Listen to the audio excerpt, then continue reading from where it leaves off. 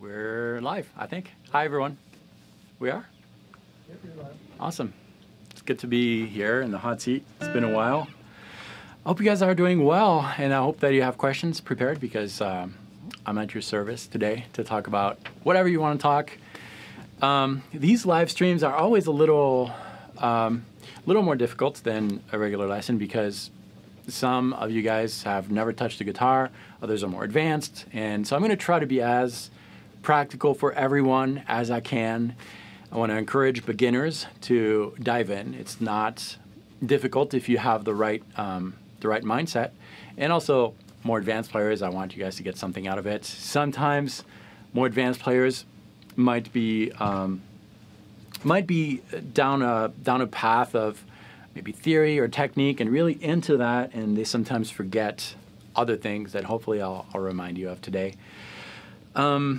Me as my Telecaster, I usually have an Ibanez guitar, but I thought this would be interesting today just to change things up a little bit. And I'm also going to use a looper. So a looper pedal, for those of you who don't know, is a guitar pedal effect. Press a button, it's going to start recording right away, and then I'm going to press it again, and as soon as I press it a second time, it's going to replay what I just recorded and loop it over and over. So if I play something like this, I press again, and it's just going to keep on going, which allows the player to play things over that.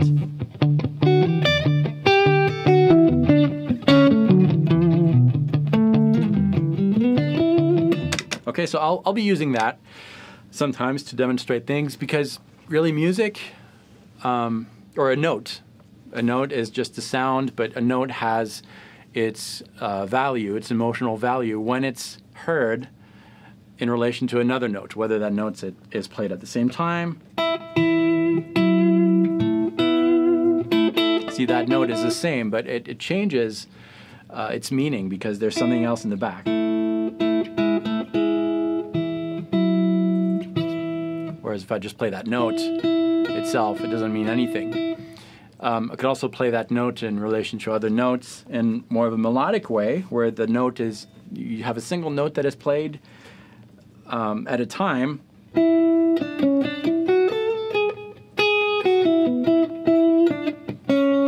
And that note had its meaning because it was played in relation to the other notes that I was playing around.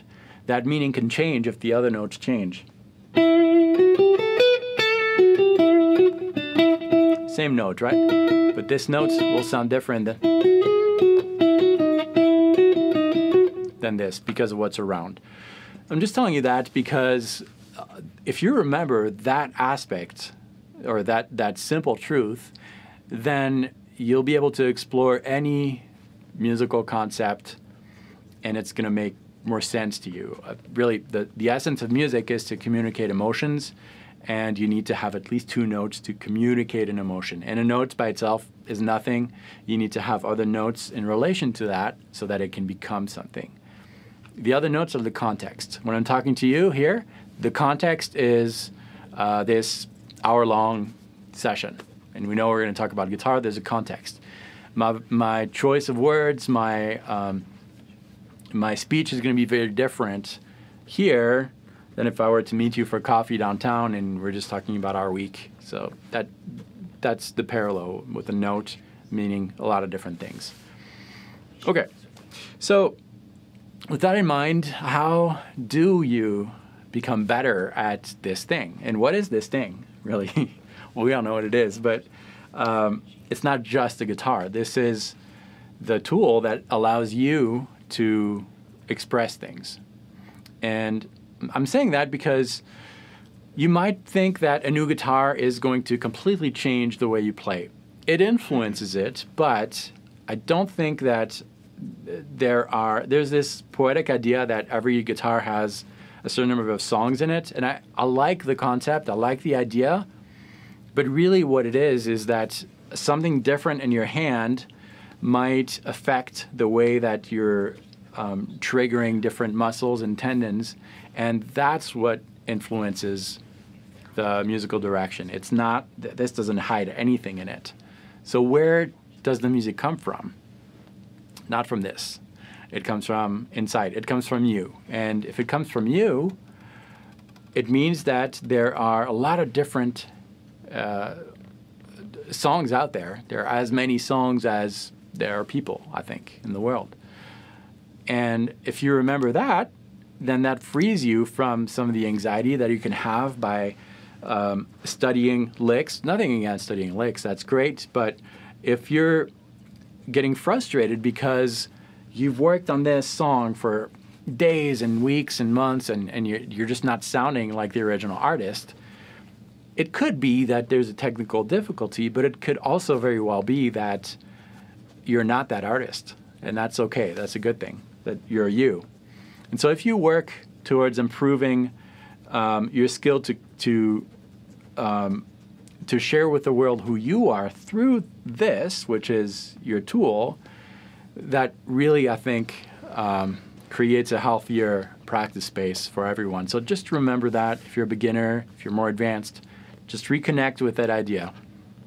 So that doesn't mean that you can't study anything. You have to study things, music, JamPlay lessons, new licks, whatever it is, but with that ultimate goal to express yourself. I think there's real joy in that sometimes.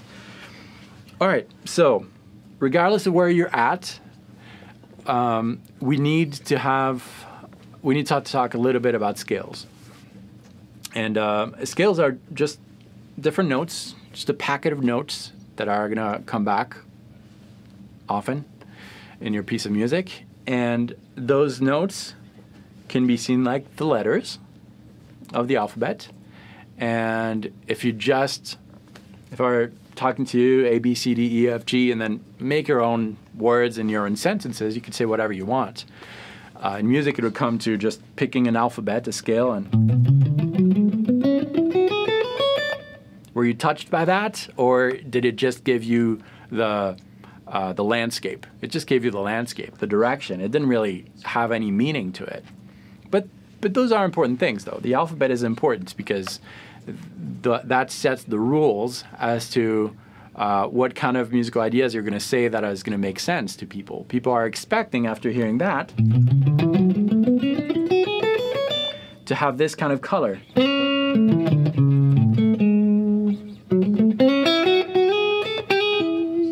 Because I respected that alphabet. If I didn't respect this, if you're expecting to have this kind of vocabulary,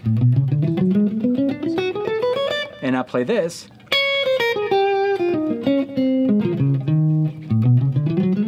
that doesn't match. That's a different language. So that's what scales are. Just remember that wherever you're at, whether you're just getting into scales, learning the minor pentatonic scale, or learning how to modulate over a fusion song with a lot of different keys, just remember that all it is the alphabet. And then from that alphabet, you can do whatever you want. And it's that whatever you want that is really important in this session, I think. Discovering the things that make you, you, and bringing them out on your tool, the instrument. So when I'm talking, I have my own choice of words that you might not be using. That's okay. It doesn't make them wrong or better. It's just different. I have my own intonation. When you just hear my voice, you can hear a certain range of notes. Not super high pitched, not super low, so that makes me recognizable to you. I also have a certain rhythm flow. I might have some things that really make me me. Maybe I have a stutter, and so that makes me recognizable too. A lot of different things that are not bad or good. It's just me.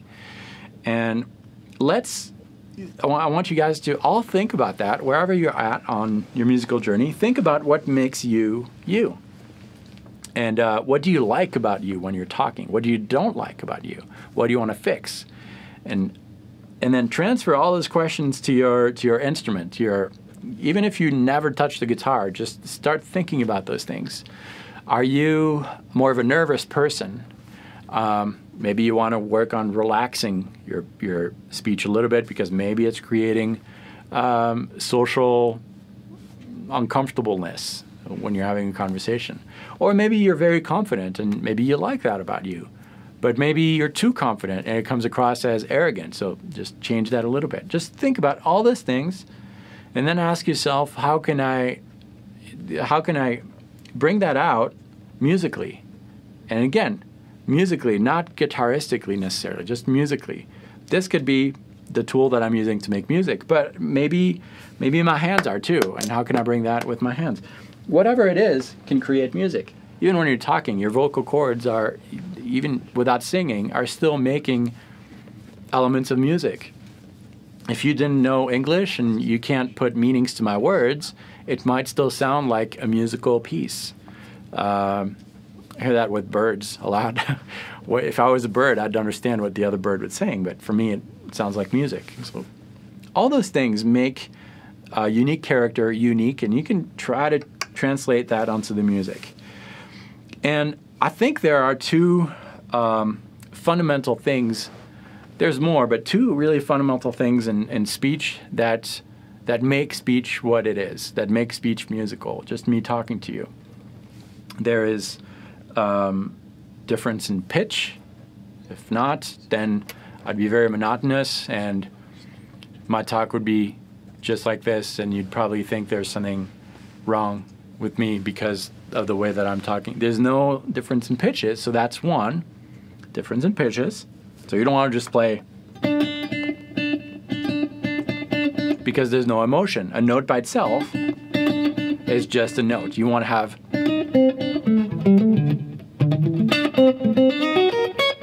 different pitches. And then the second thing, the second really important element is rhythm. Without rhythm, then it would sound like this. Everything that I'm talking to you would be like this. Taka taka taka taka taka taka taka taka taka. You need a difference in rhythm when you're talking. So those two elements combined together are going to make you recognizable. Now there are some certain sets of rules that you want to respect, and I really usually don't like to say that there are rules in music, because then people think that there's no room for personal expression. So I'll just clarify. What I mean by rules, it's not a set in stone rule. You can't break it. But what I call rule is the thing or the things that make your musical delivery accepted by most people. That's really what I mean. And that acceptance is influenced by so many things too, like culture, where you were born. If I was in Middle East, then their scale system is based on quarter notes, or India, or there's a lot of rules. But I'm just considering here that the quote-unquote rule that I'm going by is the rule that I was brought up to appreciate and understand.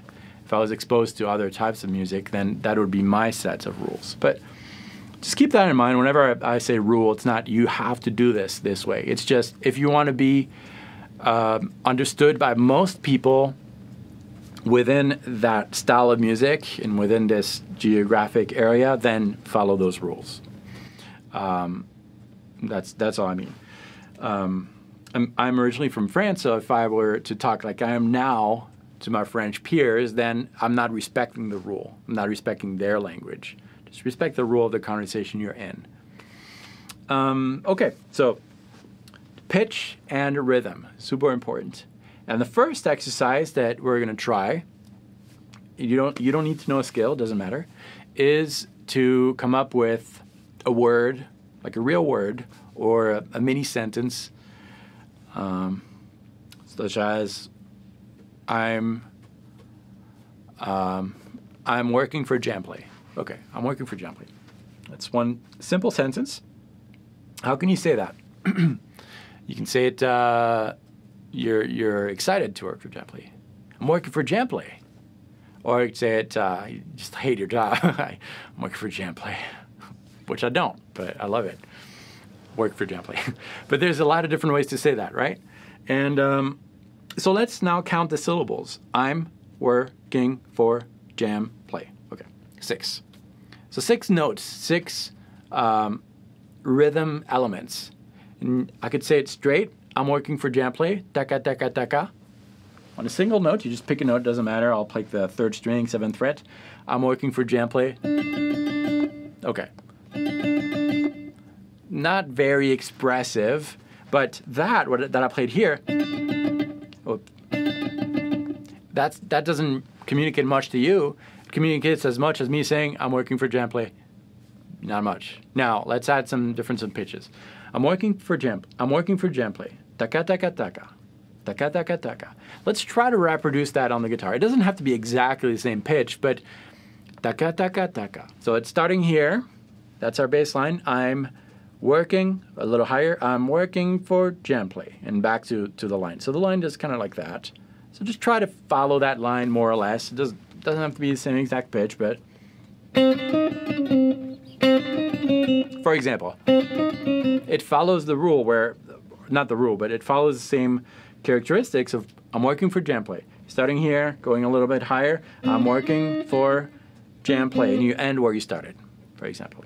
It's a little more expressive than... A little more, but still not... It can be better. And that's where you can add the rhythm aspect. So I'd say, I said it straight. I'm working for JamPlay. Taka, taka, ta, ta. But I could also say, I'm working for JamPlay. Takata, takata. Okay, that works. And you can change the pitches. That works too. It doesn't matter. It can be in a key, if you know scales. It can be in the same scale, or it can be atonal.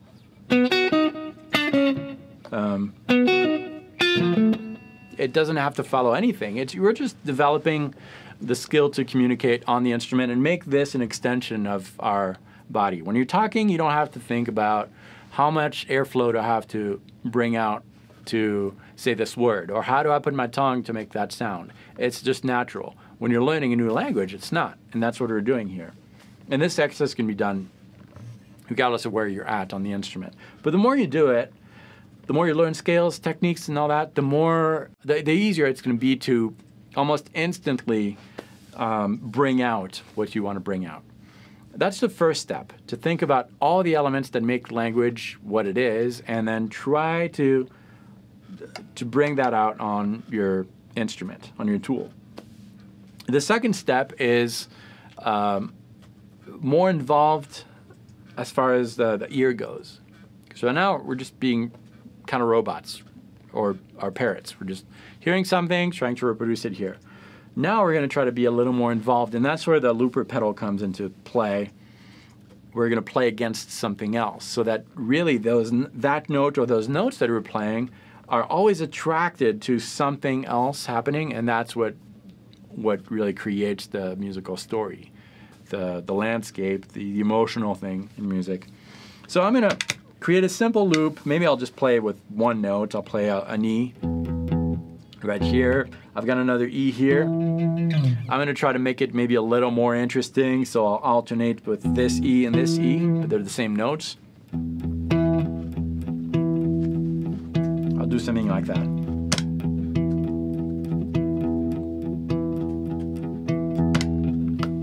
Okay, so we got our loop. So anything I play is going to be attracted to that. Right? That note would have meant something else if I had something else in the back, but that's what it means, or this. Any note is going to be attracted to that. And any group of notes is also going to be attracted to that. Some are going to work maybe better than others to your ear, because of what you're used to. Some are going to be a little more dissonant. Well, that's actually kind of cool, but it creates different emotions in you. You can explore that if you want. But what I would like you to do now is go back to the speech thing. Think about the speech, and think about you joining a conversation with a friend. Dave? Yeah. We lost the feed for a second. Okay. Good. I gotta think about what I'm gonna say next. Go use the bathroom or something. Okay. Oh, it's back now. Yeah. Okay. Okay, we're back now. All right. Not sure where we left off. Was it a long time? No, a minute. Or was it like, hi, my name's Dave? Yeah. Okay. All right, so that was the secret on making $1 million in a week, and hopefully you no. So quick recap. So we're now playing over something, and we have our loop. Maybe that's where you left off. I create a simple loop with just one note, well, 2 notes, but those 2 notes are the same. It's E, a low E and a higher E. And we have our loop here going on, and whatever we play over this is attracted to that.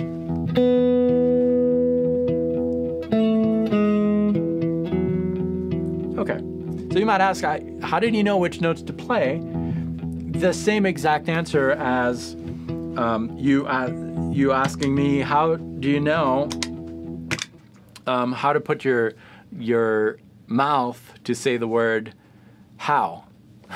you just practice it. It's the same exact thing. This is just like your vocal cords. It's just triggered differently, but eventually that's the ultimate goal. So you hear something and you reproduce it. So how do you, okay, let's go back to the speech thing where we said simple sentence, tried to reproduce it, thinking about pitch and rhythm. How do you do that in an actual musical thing now? Now we're not having a monologue, we're actually joining a conversation. We're talking with someone else. And there are some rules to that when you're talking to various people. So this is the person we're talking to. Okay? We're talking to that person, and he's starting to talk. So you've got to respond, you've got to talk together. Sometimes you might talk at the same time, but that establishes the setting of the conversation. So the rhythm, something like that. It's not super fast, it's not super slow. You kind of have to have that in the back of your mind. You're playing against that. We have a color, very simple color, which is just one note there. And it's kind of cool because the least amount of notes you have in the conversation, the more freedom you have as a player. If you're talking to someone, you're joining a conversation, and all that person said is hello, then you can go in multiple directions. Same thing, you're just hearing a hello here. So you can talk about flowers,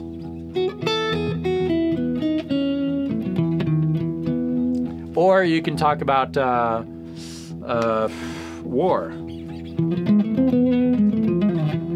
or whatever it is. I don't know, but yeah, that's how war sounds to me. No, all that to say, the least amount of notes you have to play over, the more freedom you have as a player. So now that we know that, we're gonna join that conversation. And the first thing you should do is forget that this is in your hands, because the source of the idea is inside. Think before you play, think before you say something. And you're just gonna imagine, and you're gonna bring out the most natural way that you can, which is through your voice. Eventually this will be your voice, but let's see what comes out. And if it doesn't come out like the way that you think, it's okay. This will be in tune, even if your voice is not. Okay, it sucks, but my voice will make it unsuck on this. So just find that. Okay, here it is. Okay, there it is. And then I had ba-da-ba. Okay, you're just learning how to move your muscles, your fingers and all that to create those sounds that you have in your head. Establishing the connection between what's inside and outside.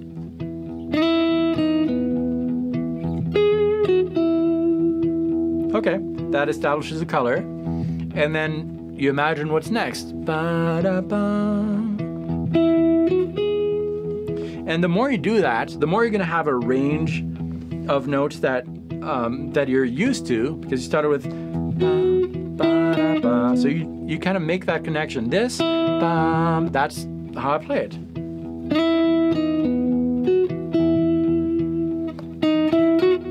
I want to go back to the beginning. Ba, it's there.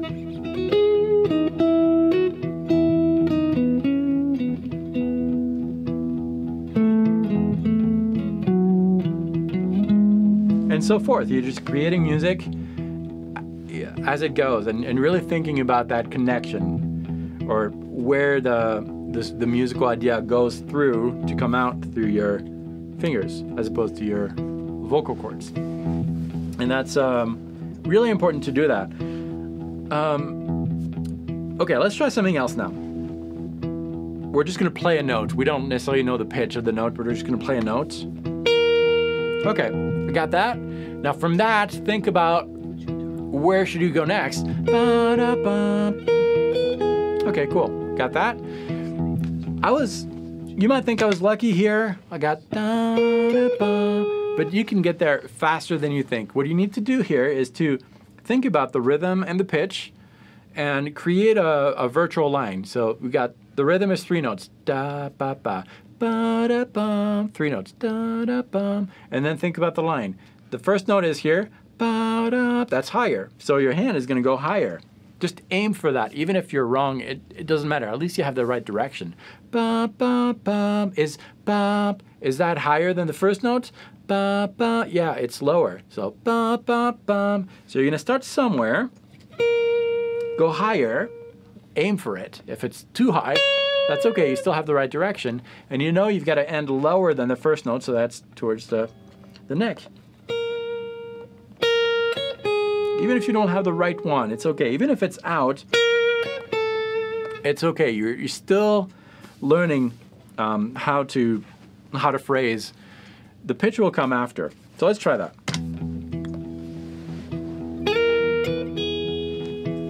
And then you imagine the next thing in your head.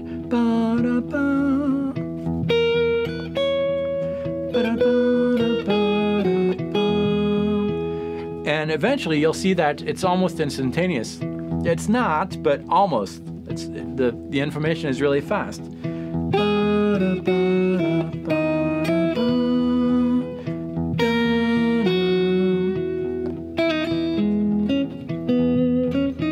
No note should come as a surprise when you're playing.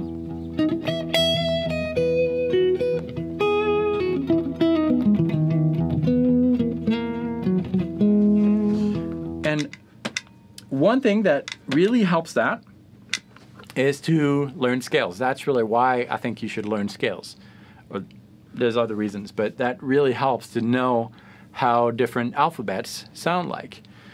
If you took any language in high school, even if you can't speak it, at least you're hearing it, and you can probably recognize, okay, yeah, that's French as opposed to Spanish. And that's kind of the goal. I see a lot of activities. Feel free to stop me anytime. That's the idea. So just think about, when you're learning a scale, that this is your alphabet that is going to allow you to translate your ideas a little bit faster.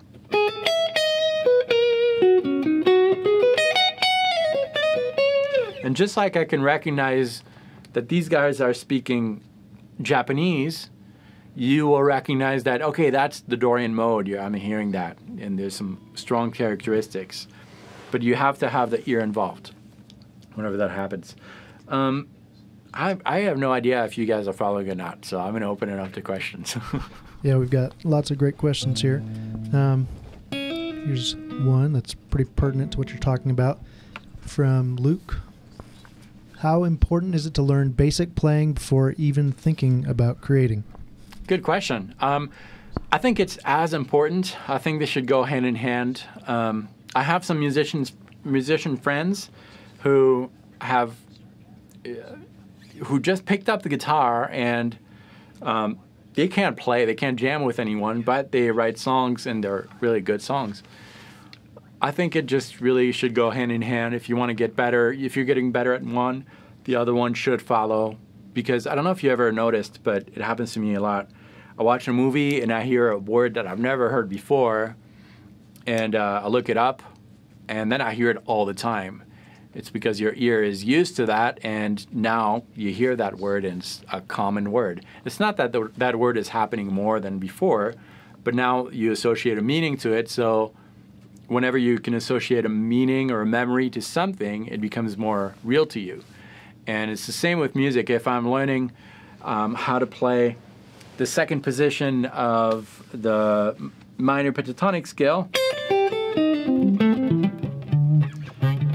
I'm going to start recognizing that in other ways, and it's going to come out in my playing. So it really comes hand in hand.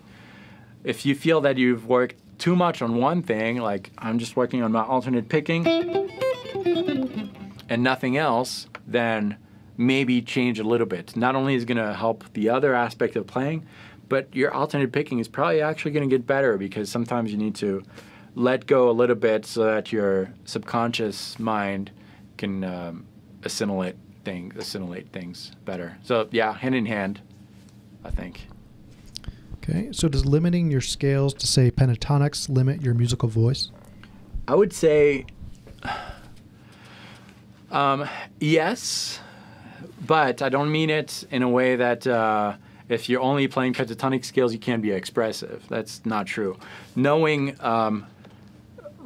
more complex scales, so a pentatonic scale is a 5-note scale, you have 7-note scales, you have 12-note scales, the chromatic scale.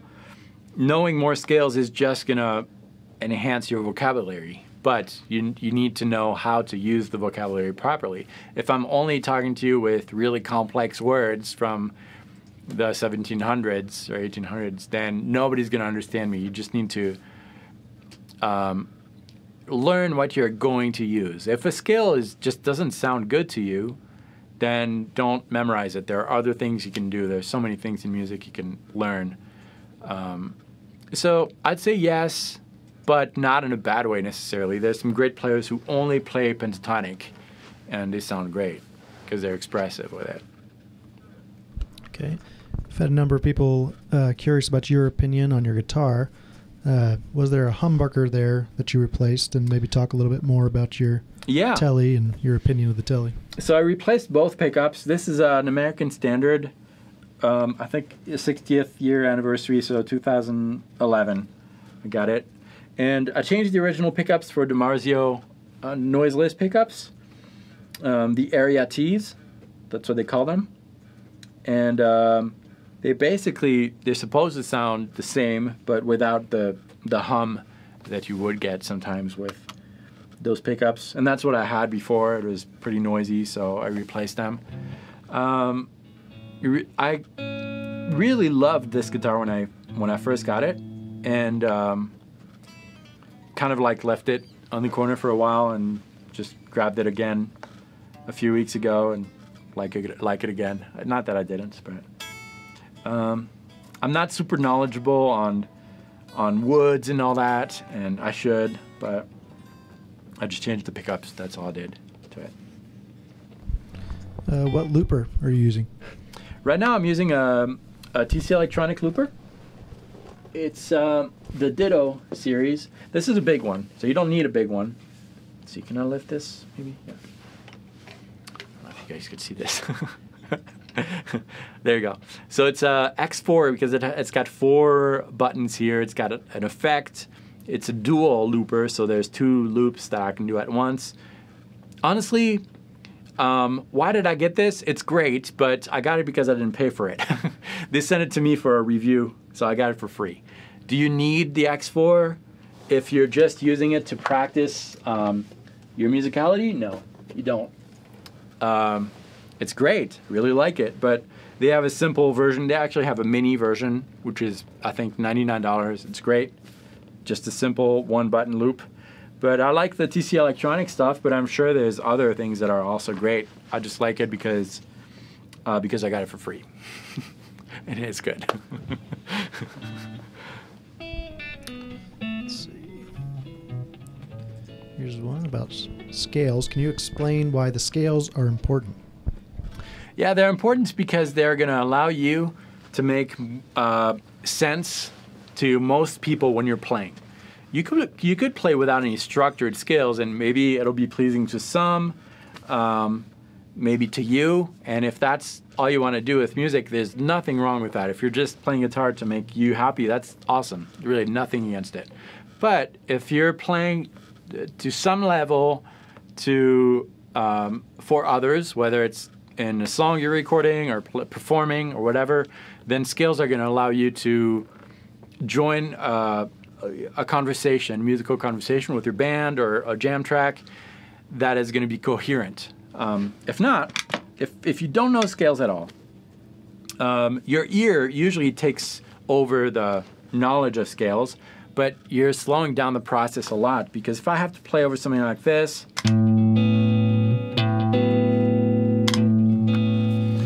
and I have to sing, da da ba ba, I think it sounds cool reproducing it. Ba. Okay, I got it here, but if you haven't been playing for a while, you're gonna search around, and whereas knowing your scales, once you have a few notes, that's 3 letters. You need 4 more letters.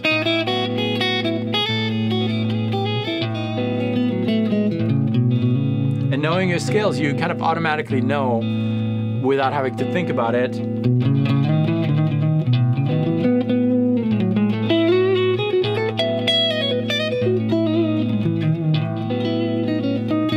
You kind of know where to go. It's just kind of like learning the alphabet.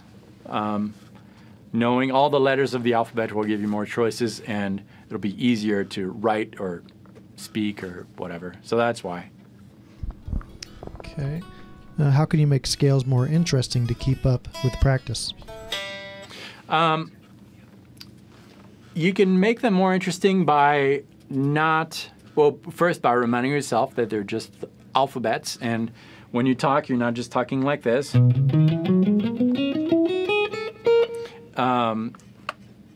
And adding some rhythm to it. Maybe think in terms of rhythm more. Instead of the pitch, think in terms of rhythm, and that's going to influence how you play. So if you have something like this going on,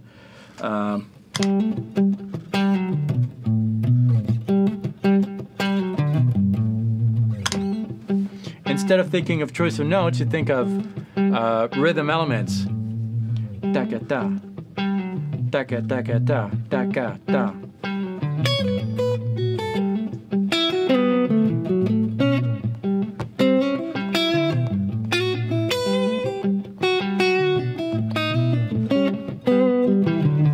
And even if you hit the wrong notes, but you have this this groove going on, it's going to sound better than you think.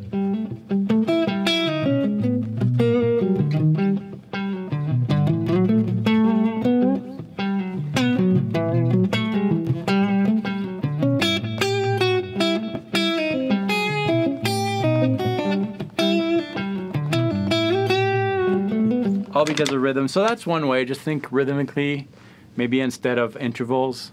That's going to help. Read a book. I'm not going to stop there. I'm going to continue my thought. Take a book and read it and play it. So the book is going to have its own rhythm, the way that you would read the sentence, and play it on the guitar as you're reading. Today, John went to the farm. Today, John went to the farm, and he saw the pigs, and then he saw the whatever it is, and that's going to help you too think a little bit differently. Here's one from Keith. If theory is paramount, is it more important than technique and basics? No, I don't think so. I think theory is only important when it's going to help you get unstuck from something that you're struggling with or answer a question that you have. I don't think theory by itself is important, and I think it's absolutely possible to make a good career and write good songs without the knowledge of theory. But knowing the elements of theory that are going to help you wherever you're at are going to help you wherever you're at. But it's not the end all in itself at all. I think we probably have time for one more. That one was pretty short. I like it. We'll find one more question here.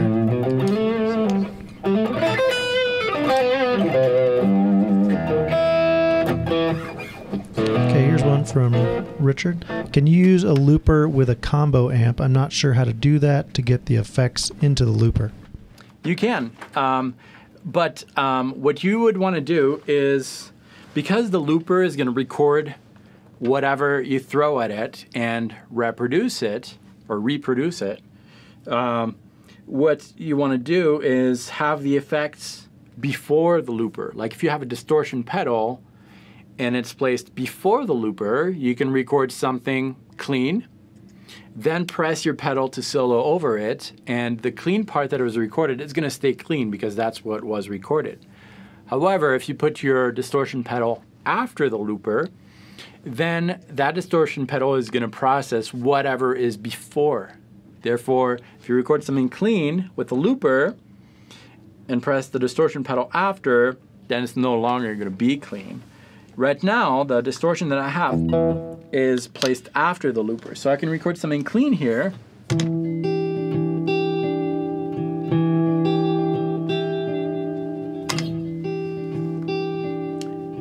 Because it's placed after, it's going to be distorted because the distortion pedal is going to process whatever is before. And what I should have done is place the distortion before the looper. But you can definitely use it with a combo amp. Basically what we're using here is a modeler which reproduces a modeler amp, but a combo amp, but it's the same exact thing. Just plug into it and then the looper into the amp. Just make sure you put your effects according to where you want them.